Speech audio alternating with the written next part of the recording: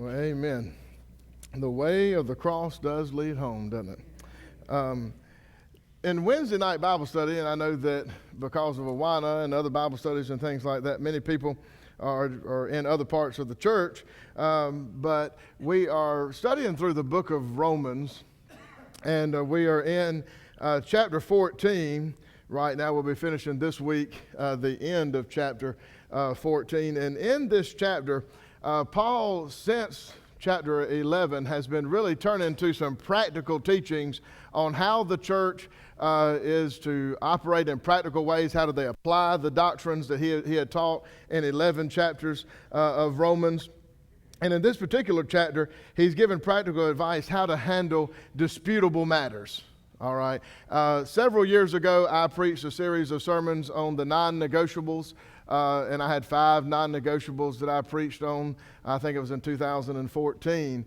And some non-negotiables that we have or non-disputable matters would be the 66 books of the Bible, being what is the complete Word of God, the infallible, inerrant Word of the living God. The fact that Jesus bodily rose from the dead, the fact that we believe in the Trinity, all of those types of things like that and others, the virgin birth and whatnot, are indisputable matters. But there are many, many what you would call, quote unquote, disputable matters within the church, matters of theology. I'll give you a couple of things.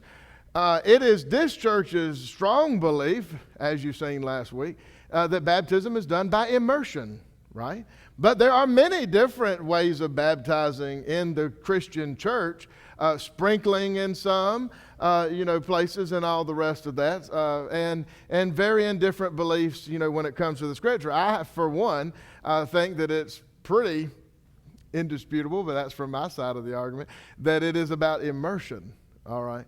But it doesn't matter in salvation, so I don't think you should split over all of that kind of stuff. We have 44,000 different Christian denominations because we're splitting over disputable matters, whether you should have red carpet or blue carpet.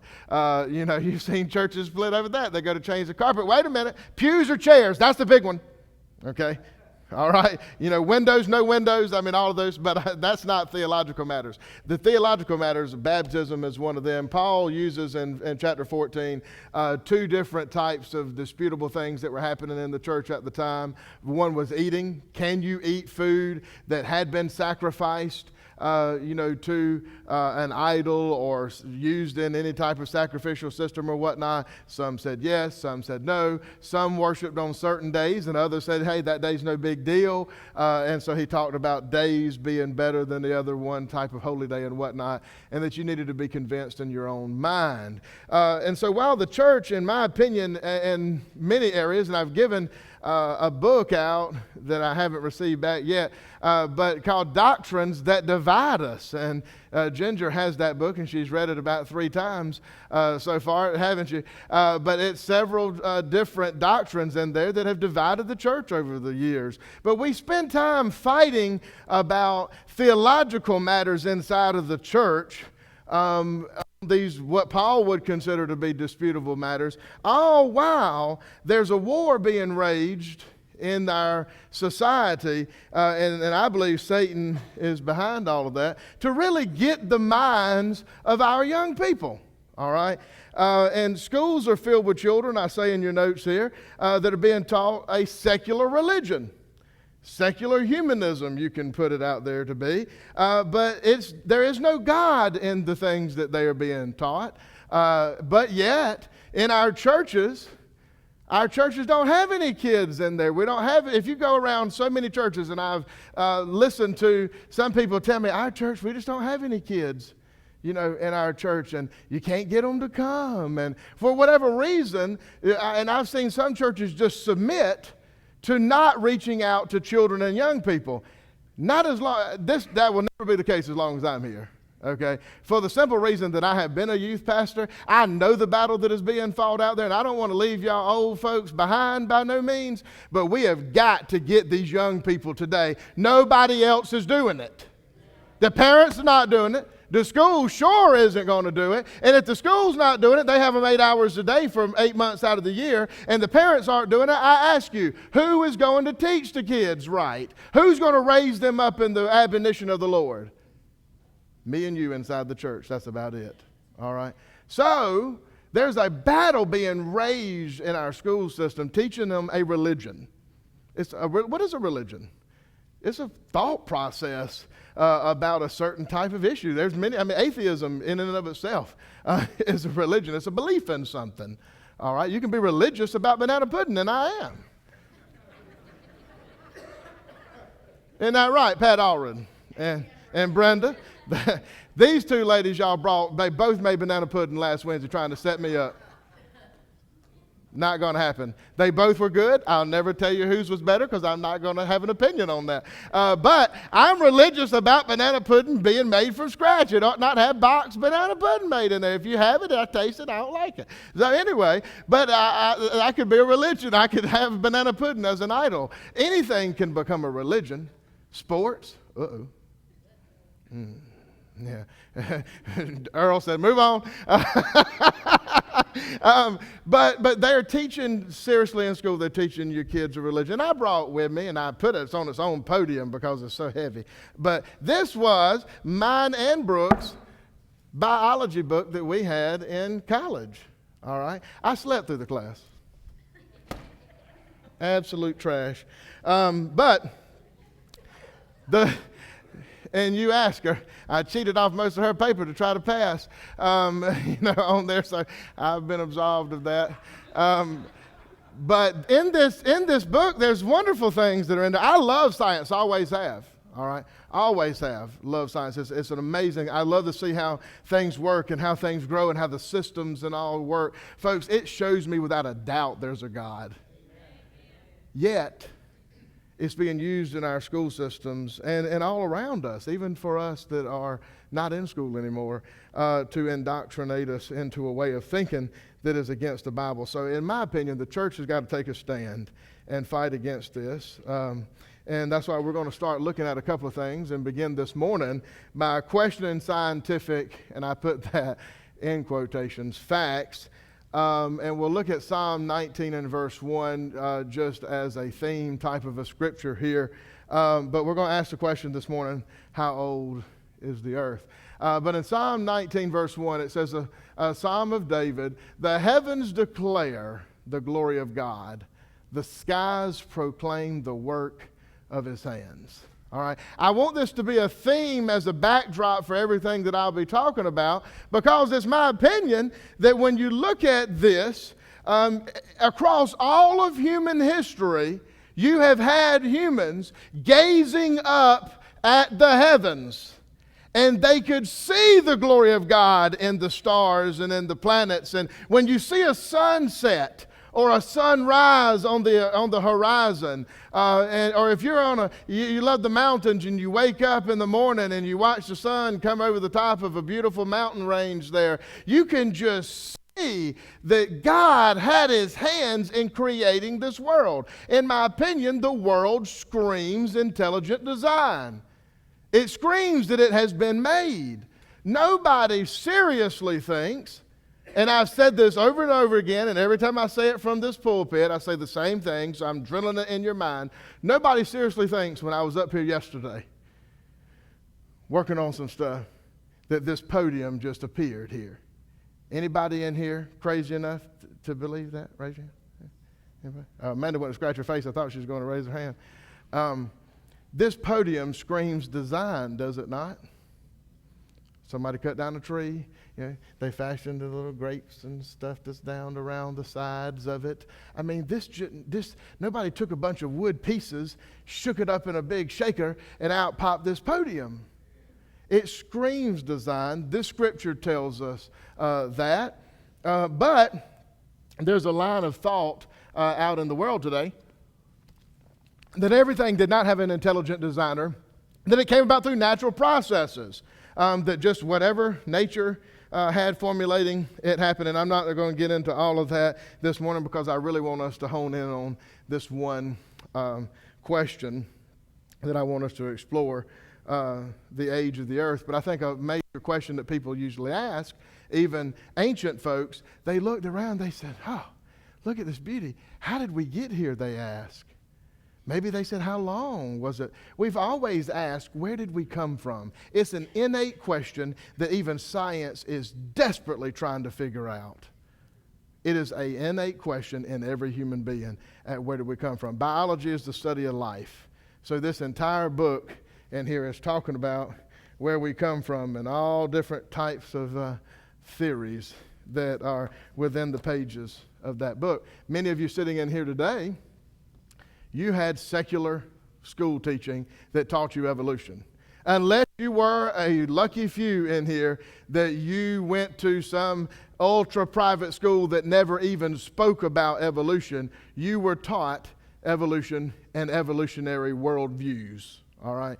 So I want to ask the question in here today, and if you read my entire notes already, you may know the correct answer to this, but I want you to just tell me off the top of your head, anybody know how old the earth is? Don't read from my notes because that was an exercise in futility. Anybody in here? And I'll just ask the question, is it 100 million, 600 million, or billions? Is it millions or billions or less? Somebody, Randy? Big billions of years, okay? Millions and billions of years. If you believe the earth is billions of years, raise your hand. Okay? Billions of years. People have got hands over here. Some people are going, I don't know if I want to raise my hand because I may be wrong about that. But per scientist, okay, the earth, and I put this in your notes here, the earth is 4.6 billion years old. Why? Somebody tell me. Don't read my notes because the answer to the why is not in there. Why do we say it's 4.6 billion? How do we know? Did you hold on a second. Did you find, I'm going to love that answer in a minute. Did we find Mother Nature's family Bible and open it up and seen 4.6 billion years ago? Somebody answered it over here. What did you say? Carbon dating is one way. Well, I appreciate the right answers. But carbon dating is one thing, but we can't go back 4.6 billion years in carbon dating. Carbon dating only goes back, it's a half-life and a half-life and a half-life. If you don't understand what I'm telling you, don't worry about it. It's not going to matter, really. But you take the amount of carbon that's in something, and carbon has a half-life, and you go back and see how it decayed, and you find, but it only works up into several thousands of years. After that, we have to assume. And you know what they say about that. And I'm not going to say it because I'm preaching. But you have certain assumptions that are built into this. So let me tell you why we think it's 4.6 billion years old. It's because scientists have been trying to do their job, and they've been doing it accurately, and they've looked at different things that are in our current world, and they said, okay, because this is happening like this now, and in order for all of this to have occurred, we have got to make certain assumptions in our mathematical equations, all right? So when they do math to find out how many billions of years, to make this really simple for you, is that they look and say, for instance, that it takes, and I put this in your notes, the Colorado River, all right? It is flowing through what? The Grand Canyon. All right? And if you wanted to figure out how many years it has taken for the Colorado River to cut down the depth of the Grand Canyon, then you would do a study over several years. You say, okay, how many feet, let's just say, so I can do math, would it take, how many feet would the Colorado River cut in a certain span of time? And you say, okay, well, every 10 years it cuts a foot out of the Grand Canyon. All right? So, if it was 100 feet, the Grand Canyon, if it was 100 feet, let's see if we got some math people in here, 100 feet deep, and it cut it 10 feet, at 1 feet per year, how many years did it take it to cut it 100? Huh? It's 10, it would be 10. It would be 10 times 100, All right, and there when you look at it, 100 feet, so that's one, per 10 on there, yada yada yada. You can get the number on there, 10,000, 100,000. None of that stuff really matters, but you can figure it out, right? You just take the amount of feet that is cut, and then you times it by how much it cut during your sample period, and then you go, well, that's how long it took. Wrong. What if there was twice the amount of water going at twice the rate of speed that it was during your sample period? Don't you imagine it would cut the rock faster? But you didn't observe that in your sample period. So you cannot always, people, look at something that is currently happening today, such as your paycheck. Ooh, some people started to click. All right, I'm going to make decisions just on my paycheck this month when I worked 70 hours of overtime. And I'm going to put my bills based on that per year. You'll never get a loan from me if you want to do your finances that way. But when I go to do a loan for somebody, I need to see tax returns over 2 years prior to pay stubs and prior to bank statements, so I can look and see what the history of this whole thing looks like. Because you can bring me one pay stub for last week where you worked 30 hours of overtime, and that thing looks good, but you're usually a part-time worker. So that's not going to work out right. So you can't always look at current situations and extrapolate that into the past and say it always did that at exactly the same rate. All right. So what they do, though, is that's what they assume. And the biggest reason we need 4.6 billion years is to go from molecule to man evolution, what we call macro evolution, big. All right.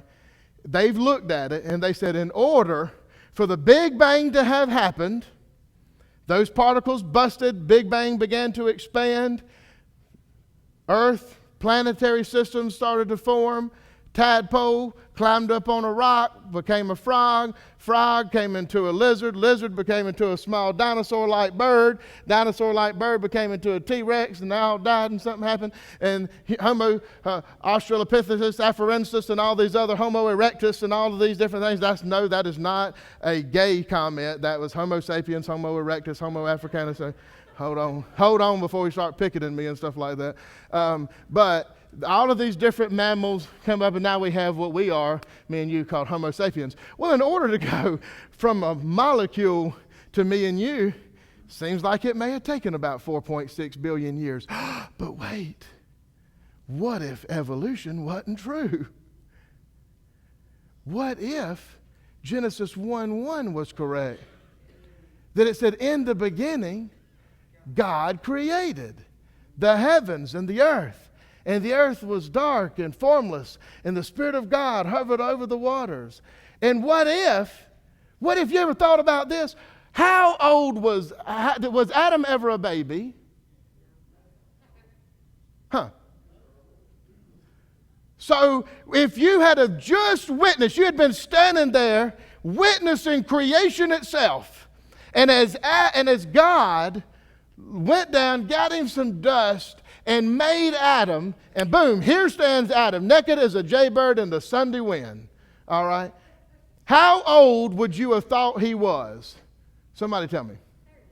30? She says 30. That a good guess? Mid-20s. You wouldn't have said, look at him. He is a newborn. Just a little tiny baby. Get him a diaper. But if you're a scientist, you say, well, he's about 6 foot tall, whatever. And let us calculate this for a minute. Well, looking at this man here, he seems to be in muscular things and all that. Right? Well, it'll be about 27 and a half. You go, no, he was just created, dummy. So a scientist can't look and say, well, it had to grow in that particular way. If you were here and a lot of y'all missed this, when Dr. Sarfati came and gave a talk here several months back, he talked about these little protein motors that make our DNA. They're what stitch your DNA together, okay? That motor cannot be built without having DNA first. Did you hear what I said? The motor can't be built without DNA, but the motor is what builds DNA. How does that happen? Yeah, scientists just can't figure out how it happened at the same time, because it's just like you trying to go and get an instruction manual to do something.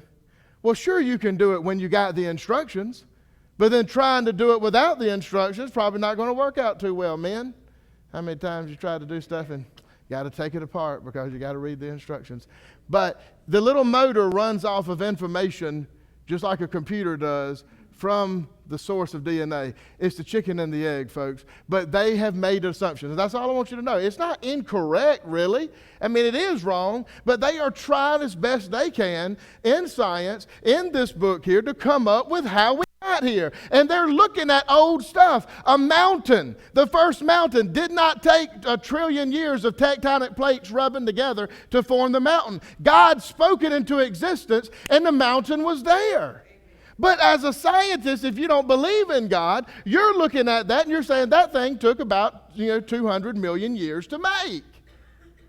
And they build in their math, it's provable fact that they build in the math assumptions of age. They say, okay, it had to be, so when we're doing this math, we're going to make it, go out like that. So you ever seen those, and I don't have pictures of all this stuff, you ever seen those in caves, those little spike, things that grow, stalactites and stalagmites, they call them? Well, those things drip. Water drips and sediments in there, and it forms it. Well, how old is this country? Come on, y'all. 2019 minus 1776. Anyway, 240-something years old, all right? 243, I really don't remember myself while I'm standing here. But it's only 240-something years old. The Washington Monument was not built in the exact same year that we got our independence from England. But under the base of the Washington Monument is stalactites and stalagmites that are about 5 foot tall. Now, and most of the time you go, oh, look at there. This thing here, don't touch it. It's 100,000 years old, they'll say.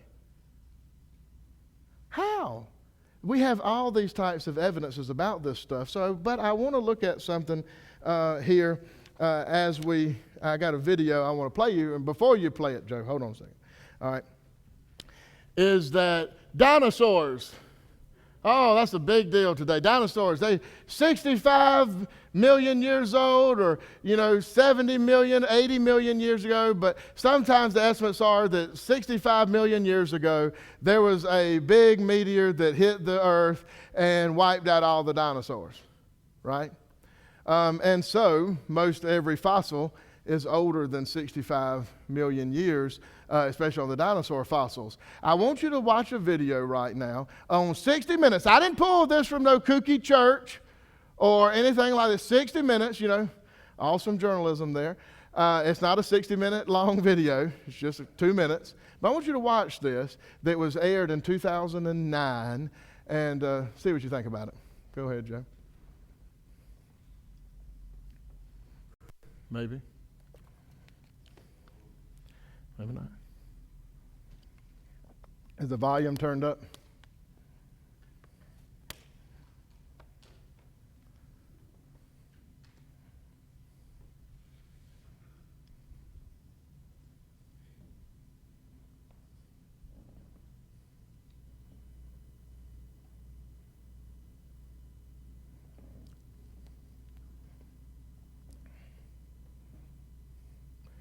If it's not playing, take it out and play it on the normal thing and just drag it over.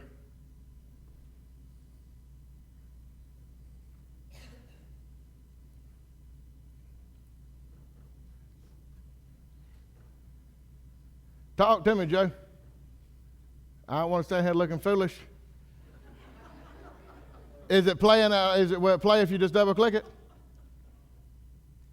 When you get it queued up, let me know. Anyway, when you look at all of this stuff, and I'm gonna wait for him to be able to do this. The scientists, when they started dating, when they date all of these things, you cannot at all date something to be 65 million years old. You cannot do that with pinpoint accuracy. It is not possible. There's nothing in that bone that we can continue to date with the carbon. Carbon-14 is something that I'll talk to you about later on maybe, but they don't use carbon-14 to date fossils because carbon-14 can only last...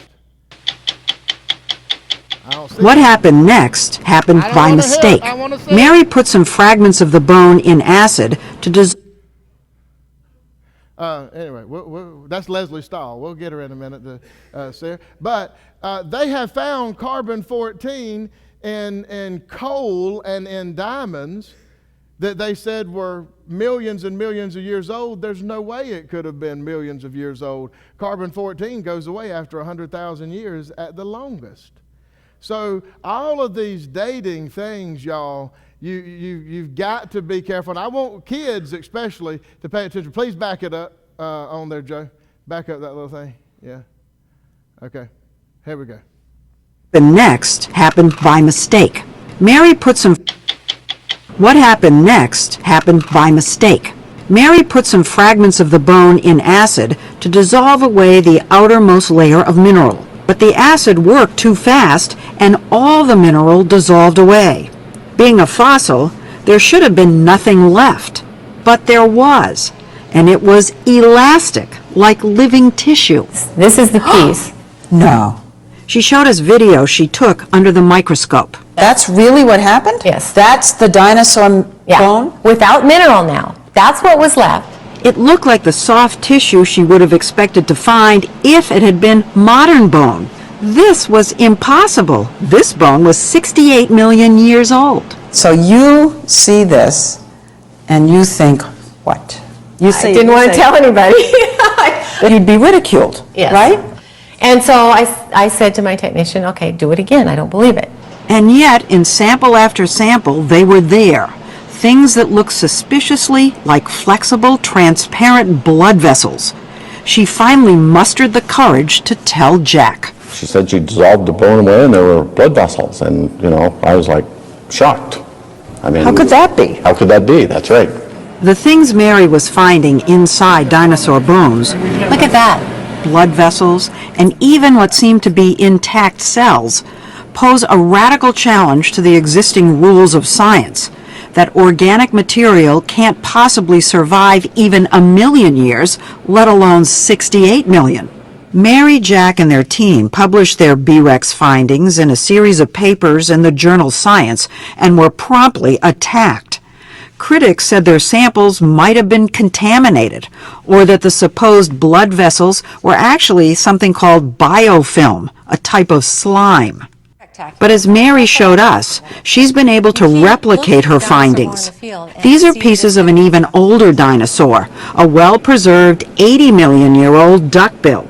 When she dissolved it away in acid... Let's put this under the scope here. Well, look. Is that a blood vessel? This is a blood vessel. You're You see the branches right there? And look at all of them. And it's so consistent over and over and over again. We do this bone and it comes out and I get excited every time. I can't help it. I mean, 80 million years old. Mary published her new results last year, and while some of her critics have been swayed, the controversy still rages, and the stakes are high. If blood vessels can survive 80 million years, what about DNA? What happened next happened by mistake. Mary put some fragments of the bone in acid. There we go. All right. So basically, she had a 68 million year old bone that she dissolved the bone away, and then you have soft tissue that is being preserved. Under the best of scientific circumstances, you could have only had proteins and soft tissue to last maybe 1 million years. So at best, they're 67 million years wrong on this dinosaur right here. Now, they have found so many others. She said that 80 million year old dinosaur, they had blood vessels and stuff. Folks, you cannot have soft tissue after 80 million years under any circumstances. It's just not right. And you've seen that she was scared to say this and to show this stuff because she'd be ridiculed by the scientific community because they wanted to say that she was wrong. No, it wasn't her blood. They've tested this on other dinosaur bones and all that are out there. It is an absolute lie. But nobody wants to stand up and say anything about it, like climate change. Is the climate changing? Duh. Every year it changes here in Georgia. Is man causing the climate to change? Maybe we're contributing, but the climate has changed over the years. We've always known that.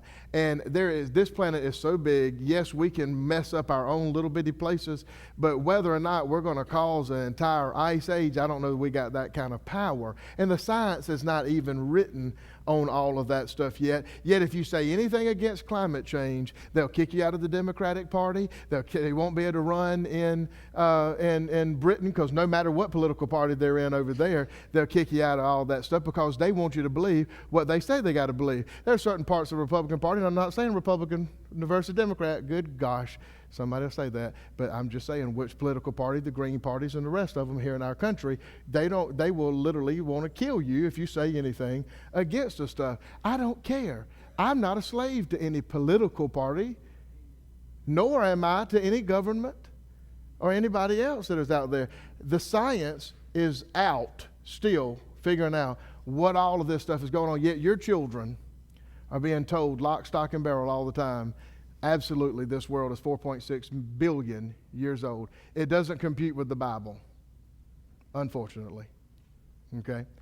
So you have two different views, an old earth or a young earth. I happen to be a young earth believer because I have studied this thing out for like crazy and looked at all kinds of scientific research, and it actually was a part of my seminary degree that I spent a lot of time looking at this in my classes, being taught by some good scientists, all right? And Liberty University is a young earth believing place, and people like Answers in Genesis, who write our Vacation Bible School, by the way, that we do, and other curriculum that we have. You ever heard of the Ark Encounter in Kentucky? That's Answers in Genesis. The Creation Museum, which I took a group of kids about 10 years ago to, is done by Answers in Genesis, and they are a research organization and a ministry who studies all of this stuff out about creation and is putting it out there because we're ripping Genesis to shreds. And so they want everybody to know that if you take Genesis 1, 2, 3, 4, and all the rest, and you delete all of that stuff, we don't have anything left. If God didn't create the world, and if it's not like he says it is, then who knows what else in the Bible down throughout is right in what it said. I believe that God created the earth in 6 literal 24-hour days. It wasn't thousands of years. It wasn't millions of years. He says the sun rose and the sun set on the first day. Yom. That is the Hebrew word there. And that always meant a day, a 24-hour period. If I'm reading it and it says on the first day this happened, on the second day this happened, on the third day, what do I believe? If I tell you that on Monday I did this, on Tuesday I did that, on Wednesday I did this, you think I'm literally talking about Monday, Tuesday, Wednesday. You say, well, Corey was talking about different periods of time in his life when he said Monday. No, I meant Monday. One day, 24-hour period. But that's what we do. You would never read the Bible like that unless you got some outside information, and then you try to make the Bible mean what it says. Your kids, why are we losing kids in our churches? It's not because we're not preaching against sin enough. They've been doing fire and brimstone sin preaching for years, and we've been ceding responsibility since the Scopes monkey trials in 1924. This is not a 60s, 70s, and 80s phenomenon. This has been happening for 160 years since the origin of the species was written by Charles Darwin. And they changed our school system stuff to where now the Bible doesn't matter because the Bible's stupid. We're flat earthers for believing literal truth about the Bible. So I give you in your notes here a wild and crazy idea that the earth is between 6 and maybe 10,000 years old. And you go, that's crazy. And I said, sounds crazy. Yeah, I anticipated what people would say. Why do we believe that? Because we studied the genealogies y'all remember we have genealogies from Adam to Noah, right? And Noah to Jesus and David and all the rest of that stuff where we look. There is 2,000 years roughly between Adam and Abraham. 2,000 years roughly from Abraham to Jesus. This photo is from Answers in Genesis. And we all say 2,000 years from Jesus to the present time. And so there's one or two things. Either you don't believe that Methuselah was 968 or 969 years old and Adam lived 800 and 900 years and all the rest of that kind of stuff, or you do. If you do believe it, then we have looked at the genealogies, we have laid them out, and we can only come up with, now we're not saying it's 100% right on 6,000 to the day, but it's not 4.6 billion. And you think, well, how? How could all of this have come? Because God spoke it into existence. Why is that crazy to believe that? Why should you be sitting here right now in this church believing in 4.6 billion years? You can never find that in the Bible. The Bible clearly gives us the genealogies that you can look at. It gives you the number, it gives you the years. You would have to change the very words of the Bible to make science fit into it. And that's a dangerous path for you to do so. I'm telling you today that you're not stupid by challenging science. It took us a long time to finally get these people to admit, oh, there's something different about this dinosaur bone. Oh, but now they're trying to figure out, well, how could this soft tissue last for 80 million years? Rather than saying, it's probably not 80 million years old. And they've come up and said, oh, it's iron. Iron somehow breaks down and it becomes like formaldehyde, and then it preserves that stuff, in there. Okay. That's one theory that they've come up with because they're grasping for straws. The dinosaur is not that old. How long does it take to populate the earth like it is?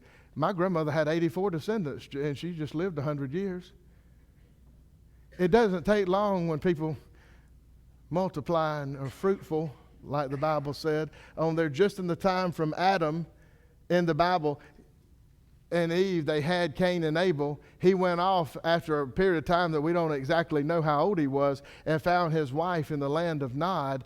That there was all kinds of people. Yes, they were all from the same family, but people all over the place at that time. Where did Cain get his wife is a big question people always ask. Well, it was his sister somewhere along the way.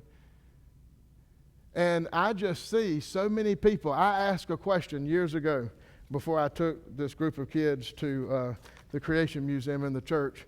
I asked one question: did dinosaurs die before humans ever existed? 98% of church people and I had to do this for a paper at school, so I got my numbers right. 98% of the Christians that I interviewed said yes. How can that be?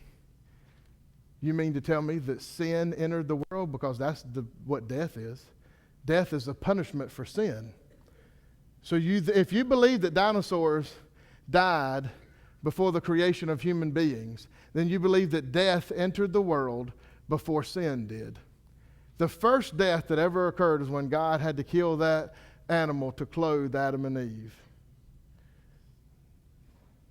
Not a record. They didn't eat meat before that. You say, well, what did the tigers eat? Plants? It's the way it was. I mean, I'm not going to argue with the Bible. Just like I don't argue with the Bible that Jesus bodily rose from the dead, I'm not going to argue with this piece either. If I'm wrong, it's going to be okay. He'll correct me when I get up there. But it is what it is. And I'm going to believe it because I can see the stuff is provable true. I can't come up with any other way that little motor makes DNA, but the DNA then has to make the motor, and how you could come up in any way that could have possibly happened without an intelligent designer. And we just let our kids and we let ourselves believe this junk, lock, stock, and barrel, and it doesn't compute with God. It is antithesis of God. And you cannot, no wonder there's no power anymore, Because people don't believe in God like they should. You know, when it comes to biblical prophecy, me and Jim have talked about this a lot, and how prophecy, there's nothing better than prophecy that shows you that the Bible is what it is. Fulfilled prophecy. Oh, well, no, that will us explain this in some other types of way. And that's all they do, is explain it away. Your children need you to at least, I don't care if you think it's 6,000 years old or if you think it's 6 million years old, I don't really care. But I think you need to know why you believe what you believe. You need to ask why sometimes when science tells us something, you know, like that, because they don't do nothing but practice. But we've been at this for a long time in the church, and God was clear. He created the earth in the appearance of age. The first river, the first mountain, the first bird, the first chicken was a whole chicken, okay? He didn't create the first egg and then it somehow hatched into the first chicken. That's the way it is. That's the way it was. And I want you to understand that in the church, we have to discuss things like this. We have to talk about all of this. We will discuss how fossils are made. If I happen to right now, fall on this floor, and y'all just left me there, mean folks as you may be. Don't even bury him, we'll walk around him. Would I fossilize? Huh? I wonder how long my soft tissue would last there. Not 80 million years. We'll discuss that. We'll discuss how the flood is the answer to all of that kind of stuff. And that it really happened, okay? And it's things that you can take to the bank. It's things that your kids need to know. Your grandchildren need to know. Somebody needs to be able to tell them. And you can pull videos from 60 Minutes if you want to, and look at the things that are out there. And I'll show you a couple of things over the course of time. I don't know if I'll do this, you know, next week or not, but there will be times that I will be bringing this up over the summer. I plan to do something like that on next week. But I want you to see it. And I want you to know, go back, Joe, to Psalm 19:1. I want you to know this verse right here is absolutely fundamentally true. The heavens declare the glory of God, and the skies proclaim the work of His hands. Not anybody else's, but His. You can see it, believe it. I'm going to ask our ushers if they will, if they'll come forward.